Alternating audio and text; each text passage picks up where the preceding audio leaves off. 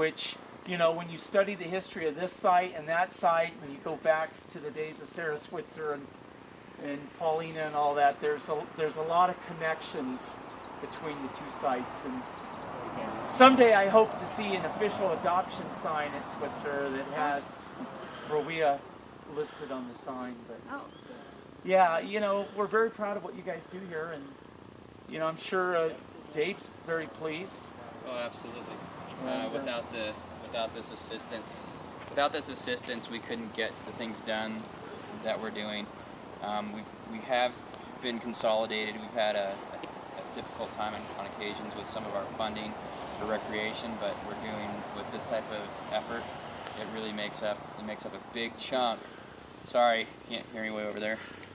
It makes up a huge chunk of what we need and how we can interpret this site, Switzer, and some of the other sites. It's a great partnership. You know, it offers a unique recreation and a unique interpretive opportunity west of Big Bear that doesn't exist anywhere else on this ranger district. The fact that people can come to an interpretive site, they have a nice, pleasant walk. You know, a lot of our trails are a little more arduous and they're a lot longer, and sometimes people want to have a nice little walk in the trees that's not going to take all day. You guys added the tables. It's a beautiful site. And we hope this just continues. We do too. And that means volunteers. So if you are interested in helping out, there are brochures of how you can be involved as a volunteer, doing various things around here, working in the booth, and helping Ken with maintenance and a number of other things, but we'll be happy to discuss things with you. I noticed that Dwayne Banner has arrived, and he was one of the early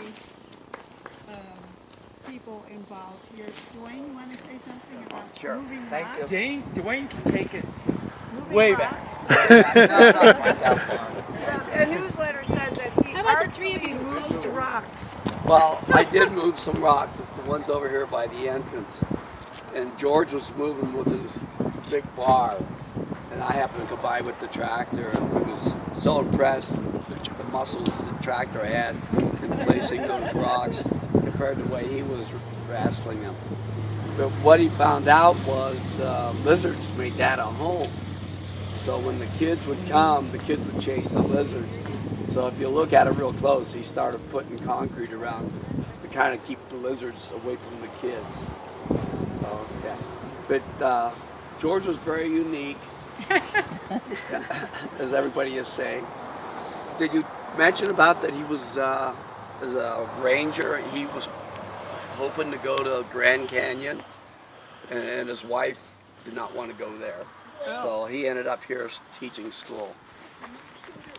Inside wise, and that way everybody. Oh, okay. Good. Okay, so. Sorry, Ken. There you go. Lena gets Yeah, so on his head. And, he wanted to go to the Grand Canyon and work, and his wife didn't, so he ended up being a school teacher here, which was great for the kids, along with being a forest ranger. And then, of course, he had this dream of making this, and it worked out really great. And as time goes on, it's just going to be greater and greater. Having all this restored and having it shared. Ken, George would be very proud of the effort that you've done and the time. I think you're spending about as much time as he did here. But anyway, it's very worthwhile, and he really appreciates that. You have, any other questions? Tell us about Horseshoe Springs. I don't know about Horseshoe Springs. I never had a horse. No, didn't you do some work on that down there? Oh, right down here? Yeah. No, not really, no. Okay. Probably did. Well, that was a natural water hole. Yes, yes. Spring fed, I assume. Well, yes. Yes.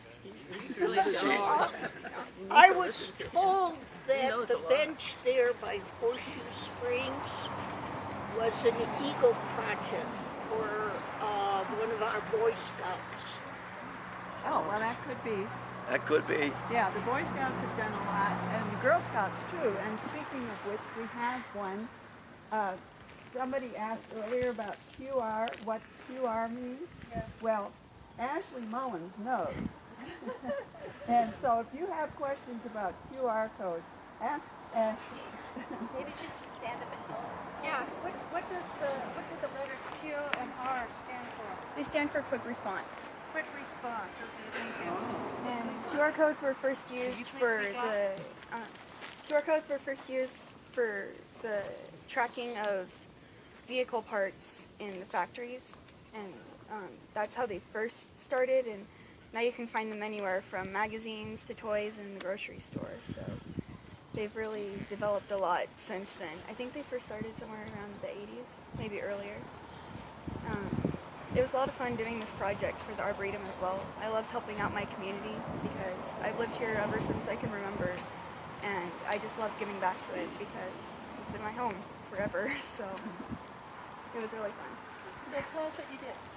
I first talked to Elaine, and she helped me arrange appointments to talk to the rest of the Arboretum staff, and I got approval to make 2 signs, one of which is on that billboard, and it pretty much just says to leave nature as it is, don't take anything, because it could be someone's home, even though we don't really see them.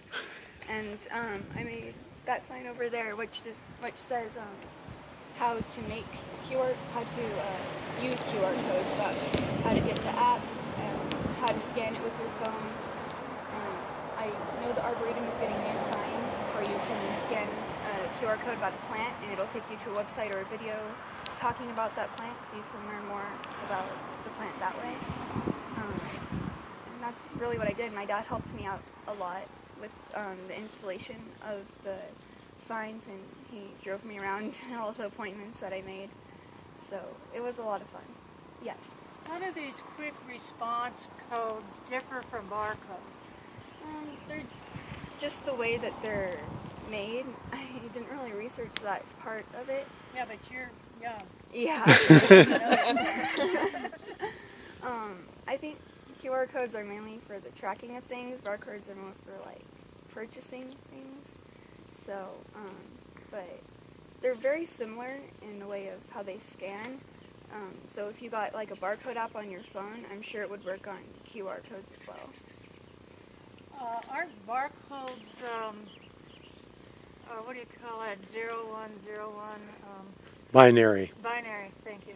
Yeah, I'm not sure exactly what QR codes are. Okay, But all right. yeah, I didn't really research that much. The square. Yeah, that's first. So that's really what I did, and it was a lot of fun doing. Thank you. Thank you.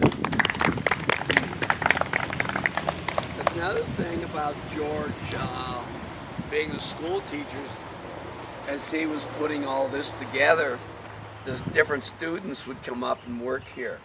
And the one that spent the most time here was now Sherry Altmeyer. Yeah. Yeah, a lot of time.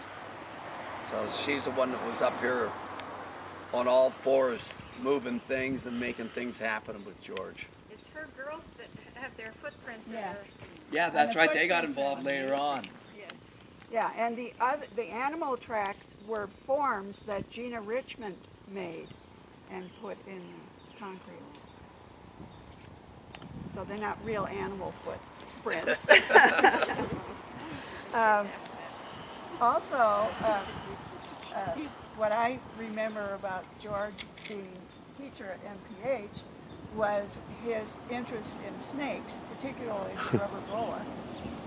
And my son first became acquainted with reptiles from Phyllis Bailey at BOE school, and then it continued when he went to MPH and had George for his science teacher.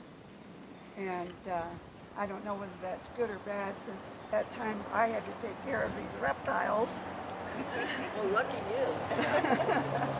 Speaking of George and the rubber boas, George is the one, when I went to do the soccer field down at the high school, he checked it out and